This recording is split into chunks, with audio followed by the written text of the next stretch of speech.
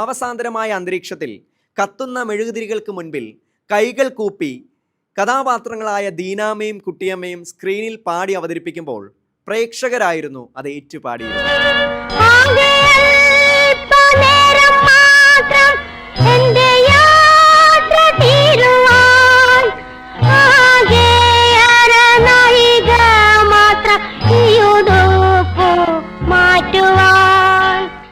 എന്നാൽ ഈ പാട്ടിൻ്റെ സംഗീതത്തിൻ്റെ പിന്നിലും നാഗൽ തന്നെയാണെന്നും പറയപ്പെടുന്നു.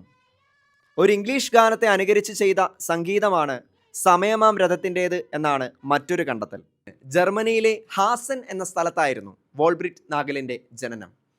18-ാം വയസ്സിൽ യേശുവിനെ സ്വന്തം രക്ഷിതാവായി സ്വീകരിച്ചതിന് ശേഷം സ്വിറ്റ്സർലൻഡിലെ ലൂതറൻ വൈദിക സെമിനാരിയിൽ വേദവിദ്യാർത്ഥിയായി 6 വർഷം അദ്ദേഹം ചിലവഴിച്ചു. 1893 ഡിസംബർ മാസത്തിൽ ബാസൽ മിഷണറിയായി നാഗൽ കണ്ണൂരിൽ പ്രവർത്തനം ആരംഭിച്ചു.